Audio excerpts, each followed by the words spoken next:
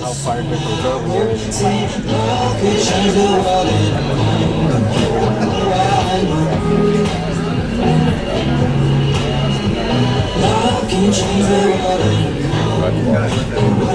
Well, a very good morning, ladies and gentlemen. How are we today?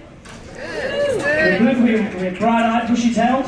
Yeah. Yes, we've all had a morning coffee. Well, welcome here to 270 this morning for a view from the top. Now, this is your opportunity to ask any of those questions you may have been wondering about this cruise and how things work here on board this big cruise ship. And we've got some very special guests who are going to assist in answering those questions for you this morning. So let's start off with our panel this morning. Ladies and gentlemen, he is in charge of the largest division here on board, all the way from Ireland. Please welcome our Food and Beverage Director. This is Derek. Next up, ladies and gentlemen, he is second in command of the Ovation of the Seas, a licensed captain himself. Please welcome our staff captain, Johann. And ladies and gentlemen, also from Ireland, he is our hotel director here on board. Please welcome Mr. Keith Murphy.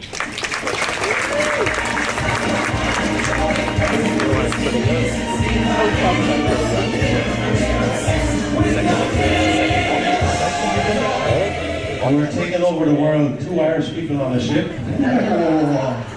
Two Irish, a Swede, and an Aussie.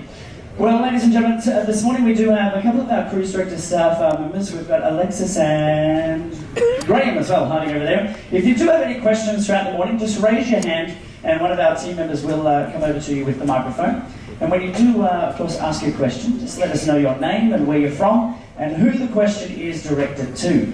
So, in summary, we've of course got Keith, our hotel director, one of the largest department on board, I guess, covering the entire hotel operation. Staff captain covering the marine and deck side of the operation as well, and then of course Derek, the yummy stuff, food and beverage, and myself, entertainment. So, questions out there, just raise your hands and our staff will be over there. Any words before we get started, gentlemen? Straight into question time. Perfect. Then a few words. All right. So we've got a question right here in the middle, sir, in the blue shirt.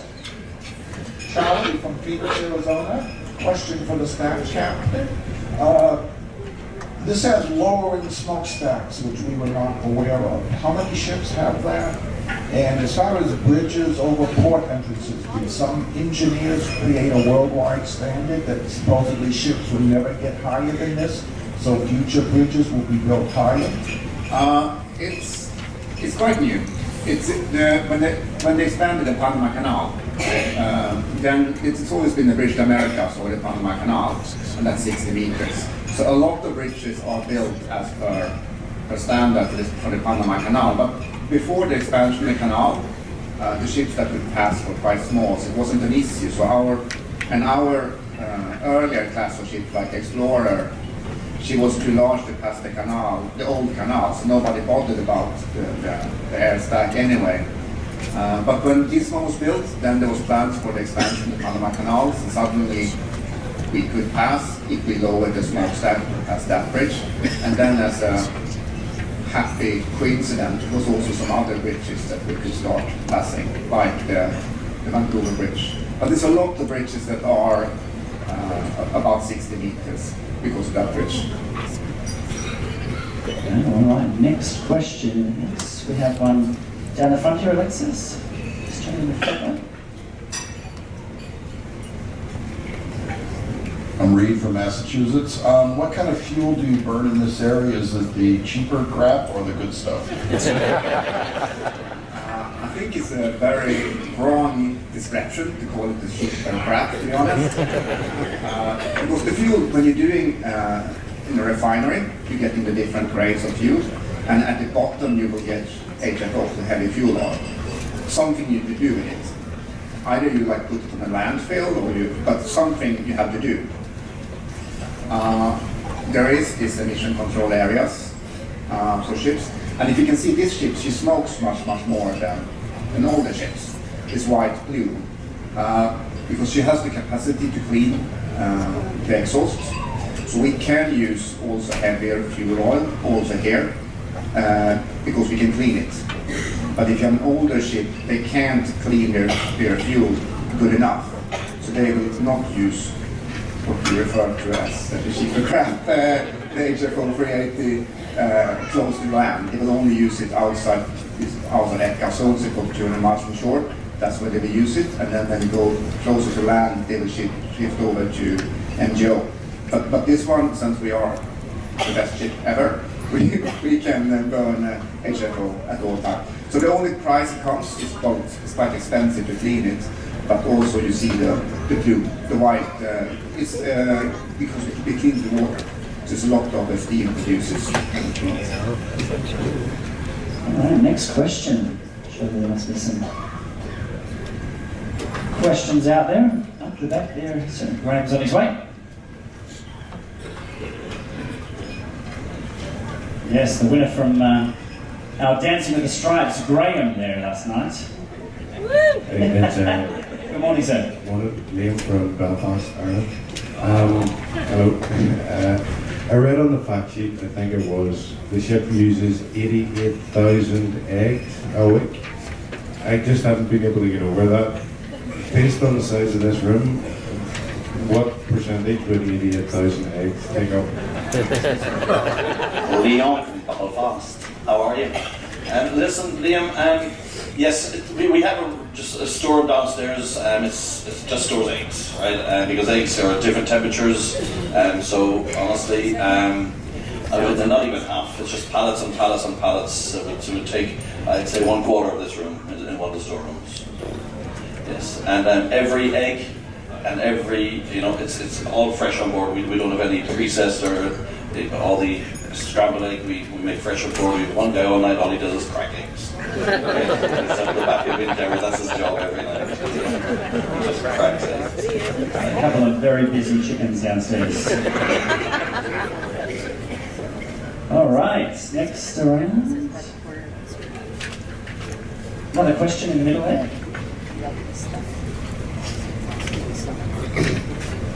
Charlie, probably from Phoenix, probably the captain again.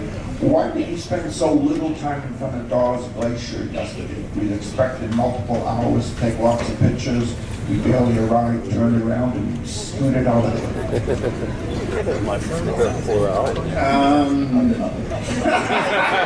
I think that was quite the plan. I think our schedule, I believe, says that we go into the arm at 8 and leave at 11. I'm sorry to hear. We probably could do this cruise. Normally we are in a bit that we need to leave because we need to get back to Seattle. Now we actually have quite a lot of time. But there's other ships. To be honest, I think the captain is here tomorrow, is he? but I think the answer is that we followed the deployment that we had for the Seattle cruises, and that says 8 to 11 in Endicott. But I must say that Endicott also turned out super good, because it's very often in Endicott that you can't get up, so you don't even see the glacier, because it's all this ice, and you can't hit these ice blocks. If you hit them, you get damages. So it depends on how the glacier is calming. If you have a strong tide, which we actually had this cruise, we didn't thought we were going to make it to the glacier. So quite often you have to turn around to get up to it because there's too much ice to push up. So we had like an extremely good day yesterday when we got so close to the glacier and sunshine. And Alaska is not really well known for sunshine, so we had an extremely good day yesterday at the glacier. But I hope you got a few pictures at least.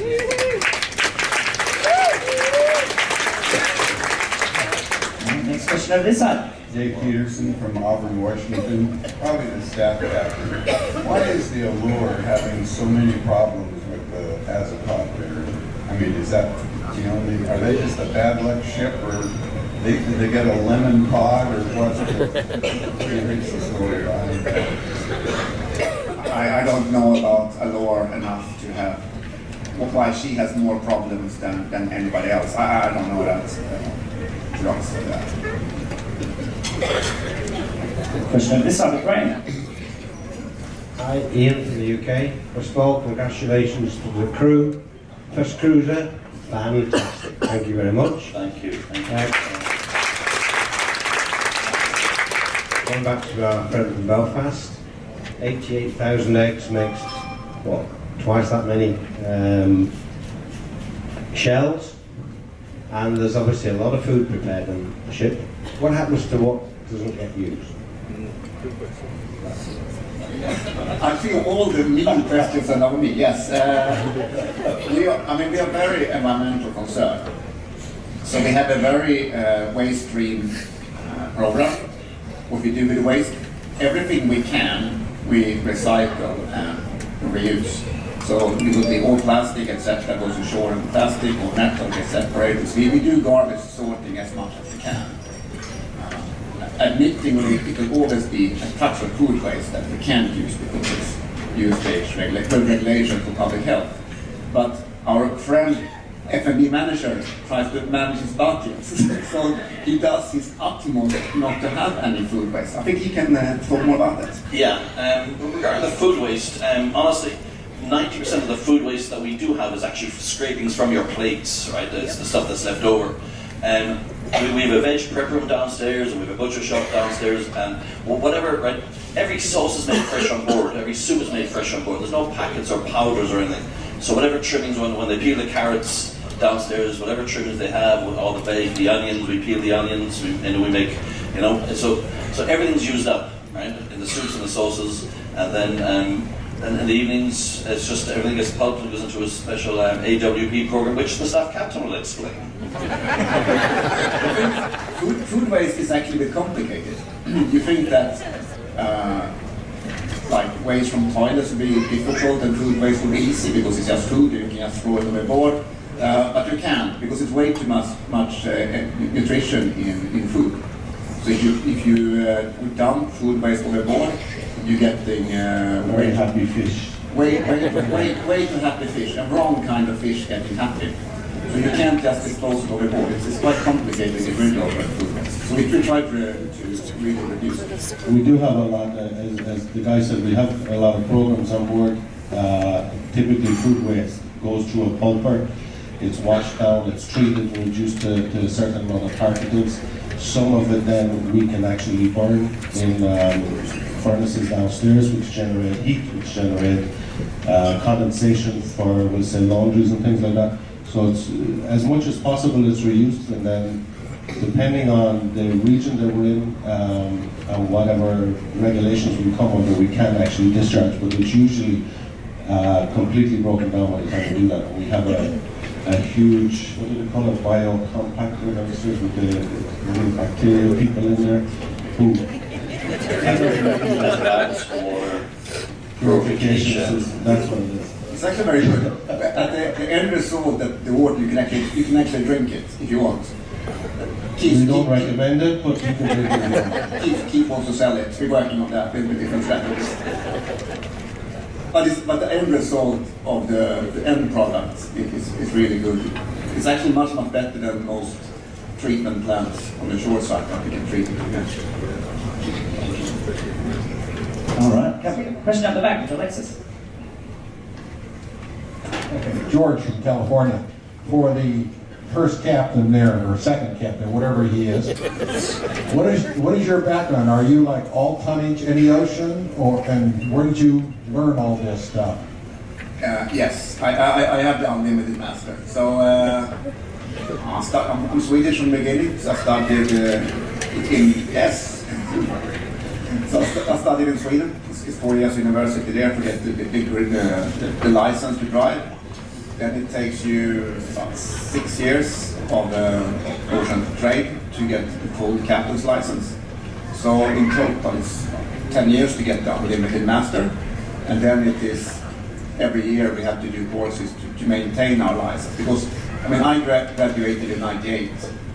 If I came 1998 to the ship today, I wouldn't even be able to start her up. So because it has developed a lot.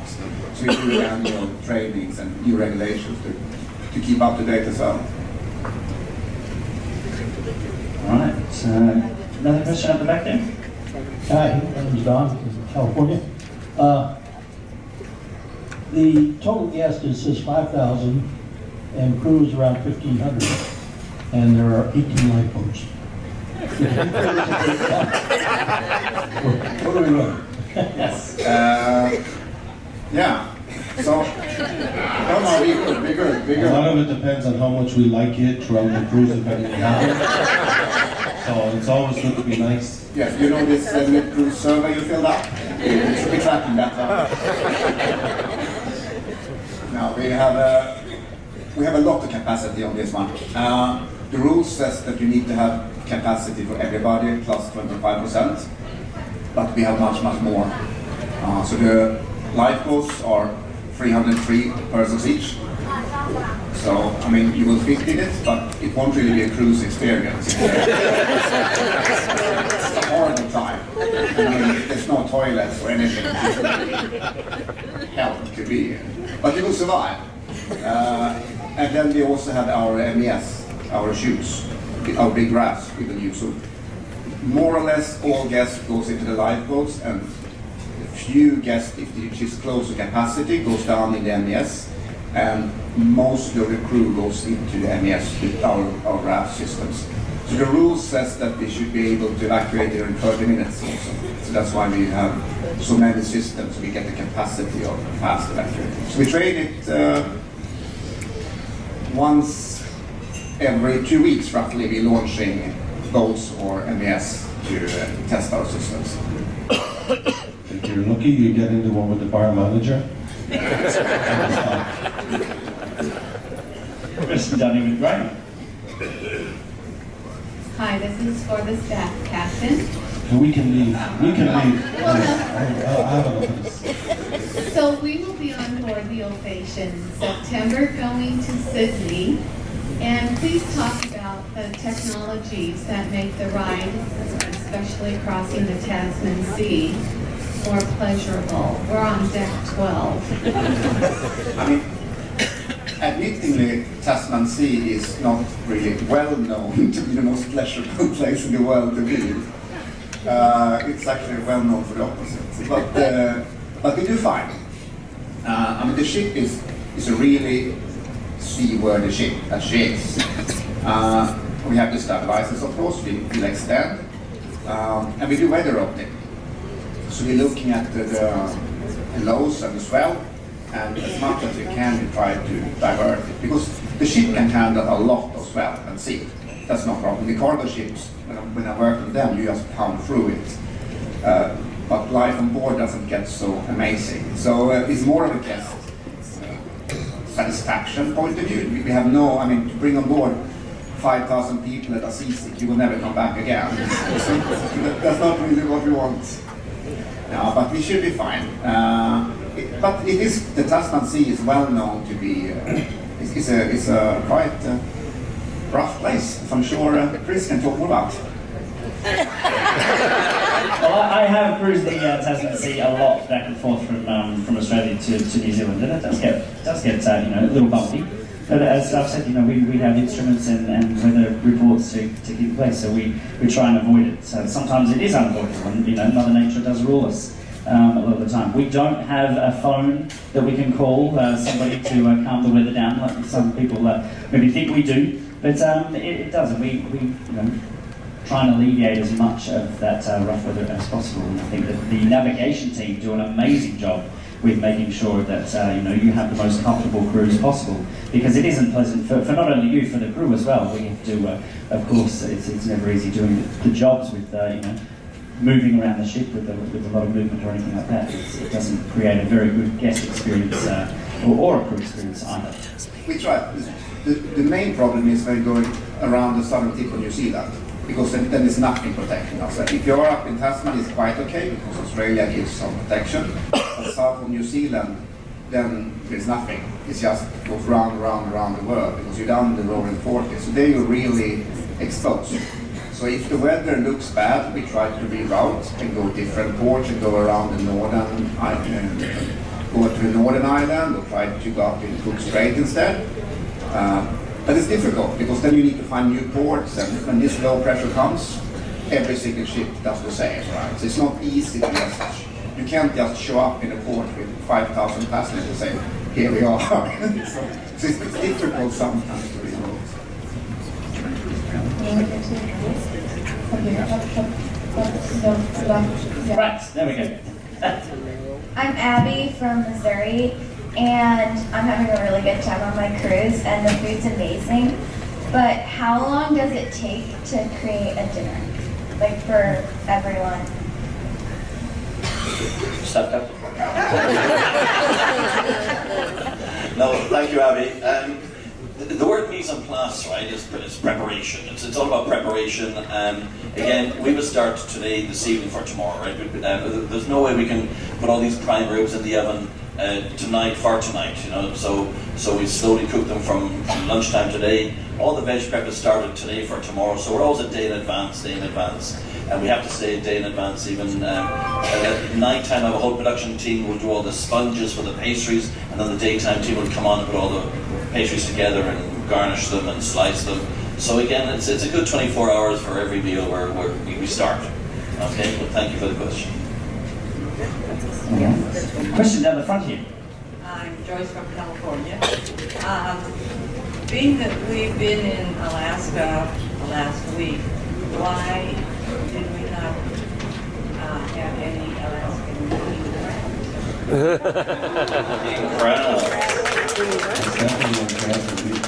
Stop, Captain. No, I don't know. Honestly, we just arrived up here, and we're sourcing suppliers. So I'm hoping in the future we will have Alaskan fish. I can't guarantee king crabs, but we'll definitely have halibut. I think there's coming cod and salmon for sure is coming next turnaround. But again, moving forward, king crab it all comes from Miami, and they just tell me what I can use. So, but thank you. We hope to get some maybe for the windjammer maybe, and we'll see. Okay, thank you. Alexis, over here. Good morning, everyone. I'm Edna from Halifax, Canada, and I really appreciated the staff captain giving us sort of this trajectory as to why it is that you ended up on Ovation, sort of in your career. And I'm wondering for the rest of the panel, seeing that this is really as much a ship, a floating hotel and entertainment complex. And I've got to say, the entertainment quiz has been phenomenal. So thank you very much. Thank you. So I wonder if you can have the rest of the three of you give us an idea of how you ended up here. A lot of it was misfortune. I started my career when I was about 15, which was completely illegal in Ireland at the time. I worked in a bar. I left school and did a couple of hotels at home, worked my way up, and then when I came to cruise lines at 26, I think, I started as a concierge, and then Royal Caribbean, the company that it is, has great progression for its people. Anybody who wants to progress usually has the opportunity. Even if you don't, you may do it. And I worked my way up. I think I spent about 13 years as a guest services manager, and then 3 years ago became a hotel director. So still relatively new when you look at some of the older people around. That's how I got here. We actually worked together in Asia, and yes, on an ship. We still don't like each other. Well, I left school, around the same age, 18. I went to culinary college, went to hotel school in Tipperary in Ireland. Then I went off to Germany for a couple of years as a young chef. My background was culinary. In '89 I flew from Frankfurt to Tokyo, and I joined another cruise line called Cunard. I was on the QE2 from '89 to '96, so that really gave me the love for the ocean. And then I went back to Ireland in '96 and bought a bar and a restaurant. It was my dream. Things were going so well, I bought another one. And then things were going so well, I bought a bit of land, built a house, and then the great year of 2006 came, 2007, the whole Irish economy just took a dive. And so I put everything in the market, and I threw my name out there, and I came and I joined Royal Caribbean in 2008 as executive chef of Freedom of the Seas. I opened Freedom of the Seas, Oasis of the Seas, Allure of the Seas as executive chef, and then about 6 years ago, they made me F&B director on Allure of the Seas, which was the biggest ship in the world at the time. And then I'm down here in beautiful Australia for the last couple of months, and brought this ship back up to the US, and this is amazing. Quantum class. So I love it. This is just a quick rundown. Thank you. And my background is musical theatre primarily, and customer service as well from my earlier careers. I came to the Royal in 2010 after auditioning as a singer. I looked about 12 back then when I auditioned, and most of our singers looked actually older than I was.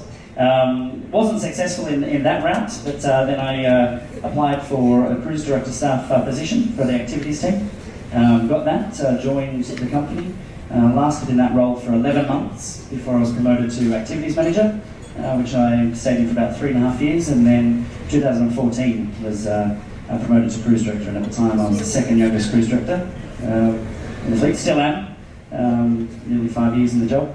But that's the way I sort of came around, and I've been all over the world on about 11 or 12 different ships now with every itinerary. So I've been very lucky in that sense. I thought I'd do it for about a year, save up some money, move to London and try my luck over there on the West End, but that never happened, and 9 years later I'm still here. It still looks 12 like the patient here, by the way. Thank you, Jared. Thank you. All right, next question up. Oh, we got one more down in front, and then we'll go up there. I'm Marty from California, and I was just wondering, how often do these ships go into dry dock, and what do you do? What do those ships do in dry dock? So it's actually very difficult for this one because it's so large. The rule is every 5 years. Every 5 years you need to go up in a dry dock and do a quality inspection. So that's what we do. Unless something goes horribly wrong and something goes, we need to repair something, it is every 5 years we do the dry dock. Yes, like an orc. But it's not super cheap to cancel a few cruises and go to dry dock. So if you go, yes, I mean we do every 5 years. There's two different types of dry dock. You have a marine technical dry dock, and you have a hotel dry dock. It's not always on at the same time, but sometimes I combine both of them. And a lot of it also depends on the age of the ship. So any ship up to 10 years, I think, is you do every 5 years, and once it goes 15, it cuts down. I think the last one I did was Empress of the Seas, which is almost 30 years old, is every 2.5 years. So when you think of a refurbishment from a hotel perspective, we wouldn't necessarily replace the chairs or the drapes in your room, which is the rooms are one of the places that are often overlooked more than anything else. We kind of maintain them. We maintain all the hardware. Mattresses we change out as we need. The rest of the hardware is continuous maintenance program on board, as with marine. But the staff says we have to take the ship out of the water to do visual inspections on it, and we tackle jobs that we don't normally get to do in service because you just can't. But it's very difficult because it's so big. So that's the same as if you had a fog issues here, that there is no dry docks. The whole west coast here is nothing that can take us. So probably the closest dry dock is in Korea that we need to go to something. But it can be quite lengthy trip. Hawaii has one dry dock for the Navy that it maybe can squeeze into. It's not the Cadiz, but we have to go around that's far. Finland has, Germany has, but it's not many places in the world that can dock this ship. So if something goes wrong, it's a long one-way trip to go. Question at the back with Alexis. Yeah, Jenny from Western Australia. So for the people who are concerned about the crossing, I was on this ship, Sydney to New Zealand return, December, where I was 18, 17, whatever. And I feel I hate any motion at all, and I was fine. So whether it was just lucky, I don't know, but it was great. Thank you. Jokes apart, I mean, the crossing, she might move a little bit, but it's not going to be horrible, because we don't want people to have a horrible experience. So that we will drive around this. The more you drink, the less it rocks. Alexis. My name is Rosalind. I have a question I'm a drinker of wine with my meal. I enjoy wine. I usually have a really good selection. But I'm from Ontario, Canada, and there's not a single Canadian wine on your wine list. Maybe consider adding that to your list. You're Australian, you have all over the world, but not in the place where you actually load up your ship. Thank you for that. I'll take it back because we should have, I must admit, because we're sailing in Canada and we're out of this area. Our wine is made from shoreside, and they make the contracts with the wineries every year. And we've just got a load of Alaskan beer on board. I think we have it in most of our bars right now. Definitely the pub and schooner bar. But wines, yes, it's all contracted from shoreside, and these guys go out and they put out wines for tender. But I will definitely take that back for Canadian wine. But I must admit, Canadian wines are super underrated. You do a lot of nice wine. Especially I saw Checkmate got the first 100-point rated Canadian wine now in Okanagan a couple of days ago. So Canadian wines is actually super good. Oh, we're not drinking in Canadian. Question up top, there we go. I'd like to bring this moment to the dry dock issue and think about the staff. How long are you in dry dock, and what happens to the staff? The length of dry dock literally depends on what has to be done. As I said, I just finished one on the Empress of the Seas. It was a month long. And it was quite extensive work that was done on it. So the staff are broken up. Obviously, if you take dry dock, we have a lot of work. We sell welding, grinding, something that can create spark, that can create fire. So we have what we call fire watch teams. So a lot of the staff will be split into those because it's a 24/7. It's ongoing, so they got to make sure that we don't start any fires inadvertently around when they're doing work.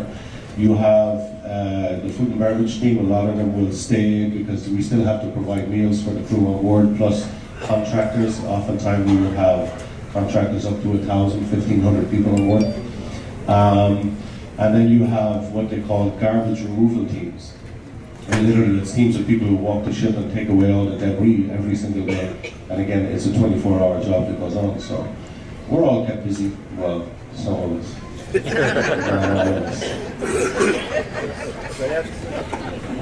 have a question down here. Hi, Renee from Vancouver. I'm just wondering about how long the average staff stays on the ship. Some of you sound like you've been on ships for a long time. Is there a lot of transition with staff? And what about you with families? Do you ever see your family? So it depends a bit on the position. If you're marine, because we work so hard for ourselves, so we work 10 weeks on, 10 weeks off. Part-time? Yes. Then hotel directors that doesn't work so hard, they work 4 months on, 2 off.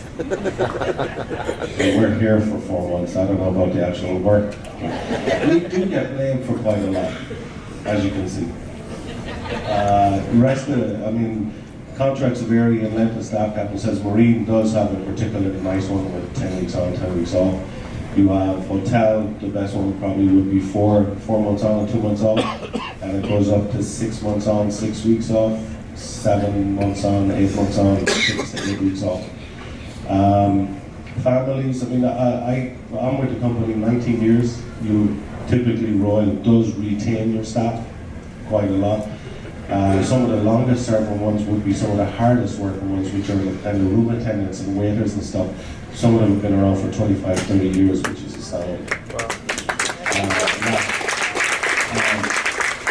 So Royal is not a bad place to work for. We all complain, everybody does about what they do on a day-to-day basis, but as a company that's so progressive, it does give you that incentive to stay, and we're really well looked after. So.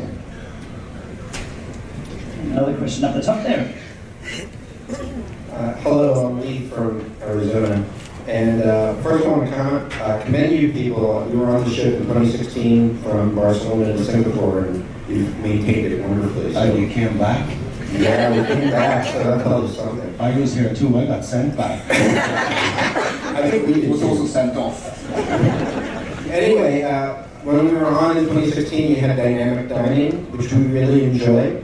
And I know there was an uproar about it. A lot of people didn't like it. But do you think it was an idea ahead of its time, or do you think it's done for good? from what I know, it's gone for good, right?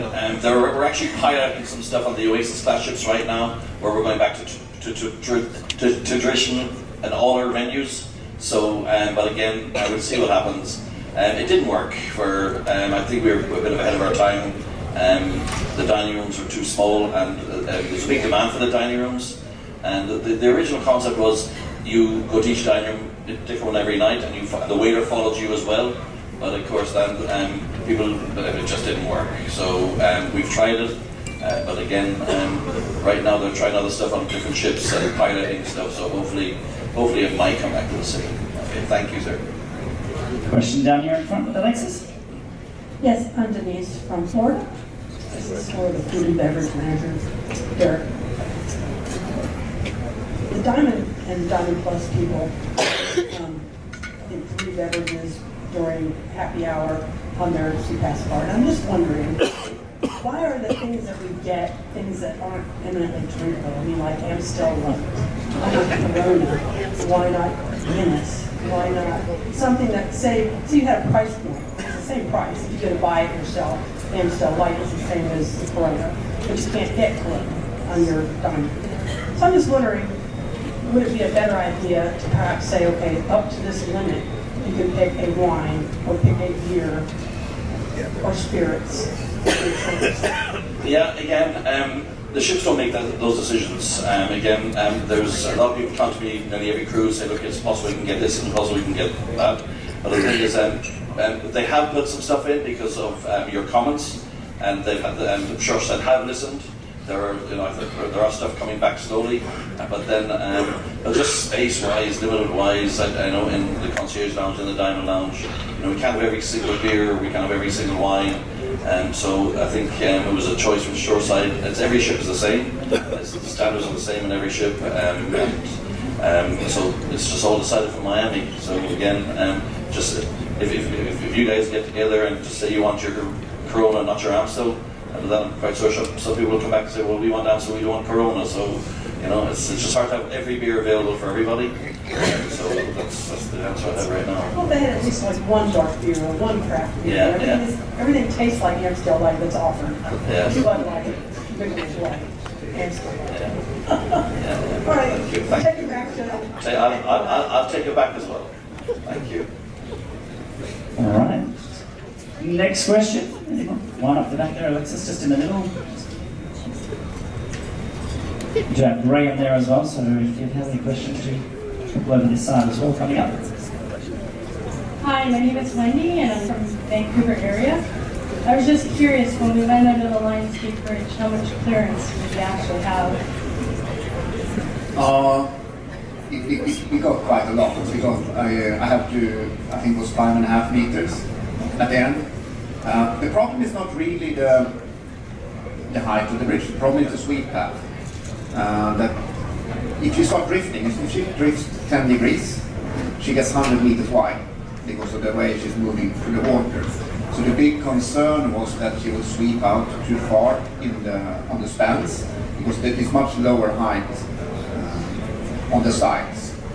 So the big concern, and that's why we had the tide windows, that we needed to go on slack tide, we don't have so much push from the current, so we don't get sweep, and so we can have a much more steady course through the bridge to avoid the bridge didn't have been that great. All right, bring a couple over this side here, team.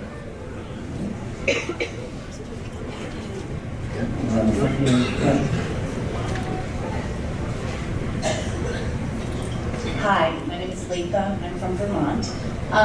Could you talk about when we navigated through the Endicott Arm and the icebergs? I mean, is that all done by sight? Do you have special equipment to, icebergs, there's the tip of the iceberg, and, they get really big, and I know I've had a few sleepless nights of wondering how big of an iceberg can we hit? And is the ship equipped especially to deal with ice? The general answer is that no, we shouldn't hit any icebergs. No, it's very visual. So we can only go in Endicott on daylight, and it has to be good visibility. So that's the problem. If you get, now we got this good cruise, but if it rains and get mist, we can't get in. And as you said, there's a lot of under. They don't look that heavy, but they are really, really, really heavy. I mean, it wouldn't sink a ship, it wouldn't damage a ship if you take in water, but it would dent it. It would be like bad parallel park. It's very, very annoying because you think it should cost you $20 to repair, but it costs you $5,000. And it's the same with ships. As soon as a ship becomes very expensive. To sink a ship, we also go so slowly. As we saw, we had like crawling speed in the glacier, because if we hit something, it will only be a dent and not massive. But she's also a very, very safe ship. She's what we call a 2-compartment ship. So we can flood 2 watertight compartments without any problems. And the first 4 of our compartments are the collision compartments. So then we can all flood. So to sink a ship won't really happen, but we don't want to get dents. Because they're really expensive to repair. Don't have a problem, great. How much leeway does the Windjammer have in what they prepare? I was on one cruise where they had tomato egg drop soup, and I was on a different cruise where I asked the head of the Windjammer, they actually made it one day. It was quite good, but I'm just, do they have any leeway in what they prepare, or is it a prescribed menu? We have certain metrics we call. We have to have a certain amount of salads and dressings, but we're changing demographics now drastically from Australia up to Chile, so you see a lot of change up there. It's just yes, we get Shoreside send us a list of what we have to use, but then if there's demand for something, we'll always put it on. Now we're going to the American market a lot more, so you'll see a lot more American products. So, but we have leeway. Yes. The main dining was set. We're starting now 7-day cruises, and we have a fantastic 7-day menu set now for the next 5 months. Thank you. All right, we've got time for just a couple more questions here this morning. We've got one over beside you with Alexis. Yeah, hi, Wendy from Australia. Just 2 quick questions. Just wondering, Chris, where you did your musical theatre course, and also generally the breakdown of nationalities on this trip. Aussies, Canadians, Americans, English, Europeans, where they all percentage-wise come from. Thank you. Formal training. I didn't complete a music theatre course, so I didn't go to university or anything like that. I started when I was about 11 or 12 and performed with a number of theatre companies back in Melbourne, and continued that on for about, now I still perform when I go home when I can. So it's coming up 20 odd years now in that industry. And in regard, I would have loved to, but it wasn't something that I got into when I finished school. I went into the business side of things when I finished school. And in regards to nationalities, on this particular cruise we have a majority of American citizens. Second biggest count, which actually was surprising sailing out of Vancouver, is Australians. So it's Americans, Australians, Canadians, I think Mexican as well. Irish too, 2 Irish. A number of Brits as well. So up out of this area we do get a mix of demographics. Being in this part of the world, we don't get, it's not all Americans sailing out of, especially Seattle, due to the itinerary base as well, because it's a highly sought after itinerary coming to Alaska. So people will come from far and wide to see that. So that's in regards to the guest count. In regards to crew as well, we have around 63 different nationalities, and of course that could go from 1 or 2 from Ireland up to hundreds in the crew count from the larger populated nationalities. So the Philippines, of course, you see a lot of Filipino crew, Indian crew, Chinese crew, and so on. So it does differ, and it depends on where we are in the world. Obviously, in this part of the world, a lot more native English-speaking or European crew members as well, compared to other parts. Where down in Australia, it all depends on what crew can obtain certain visas and so on. Right, and I think one last question with Graham here. All right, first of all, I just want to, we've been on a lot of Royal Caribbean cruises, and this has to be the most friendly staff we have ever been on. Now, my question is, I know a lot of people don't pay attention during the boat drill, and you probably don't have a lot of say in what is on Prime 1 and Prime Favorites on TV. First leg from Sydney to Honolulu, we saw the Poseidon Adventure. Second leg was Titanic. We were just wondering if you put those on as a penalty for those that didn't pay attention during the boat.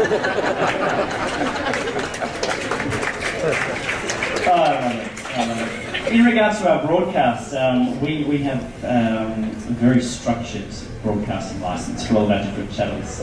Sometimes we do get a say in, for instance, the movies that you see on the different channels on the pool deck, in here and in the theatre as well. We pick those ourselves. For the TV channels in the staterooms, that is a licensing agreement with that particular broadcasting entity.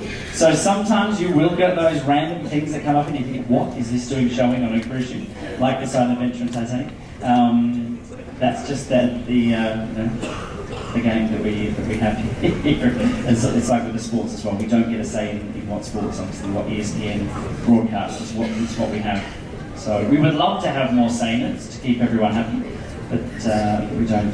Titanic was quite good for the cruise line industry. There was like research and it actually increased the bookings. It was a successful ending, it was actually good for it. All right. I don't think there was an assistant. One more right there in the middle. Okay, this will be the last question of the morning before we get started with progressive trivia at 11. All right. Charlie from Phoenix again for the captain. Why do not more cruise ships do the Canadian inside passage east of Vancouver Island? I know there's a narrow spot there. Will this ship fit through that narrow spot? Yeah, the Seaman Arrows. Perhaps. I mean, right now there's none of these size ships that does it. When you leave from Seattle, it doesn't make sense. Then it's easier to go on the outside because Seaman Arrows, you can also, it's the same as Blackboard, you can only pass it twice a day. When you go from Vancouver, it would make sense because it's shorter. Now we only do it once with this ship. So it would have been a lot of simulations needed to make sure if we could pass it or not. Right now, there's no ships of this size going Seaman Arrows. Couple of years, who knows? But right now, no. Well, there we have it, ladies and gentlemen. A view from the top here with these fine gentlemen up here. Tomorrow morning at 10 o'clock, we'll be back with Captain Henrik for Captain's Corner. But for now, thank you very much for joining us. Thank you. Thank you. Thank you for returning to our Beverage director, our hotel director, and Johann, our staff captain. Have a wonderful day, and all of the fun facts are listed there on, of course, your fun fact sheets as well. But do join us tomorrow morning for more of a nautical talk with, of course, Captain Beverage tomorrow morning at 10 o'clock, right back here in 2 Thank you so much for joining us. Coming up here at 11 o'clock this morning, our progressive trivia round level 2. And then if you did miss the production show last month, or want to see it again, this afternoon at 2 p.m, Live That Love Legs with our Royal Theatre in the Royal Theatre. But have a great day, everybody, and we'll see you around here later. Thank you.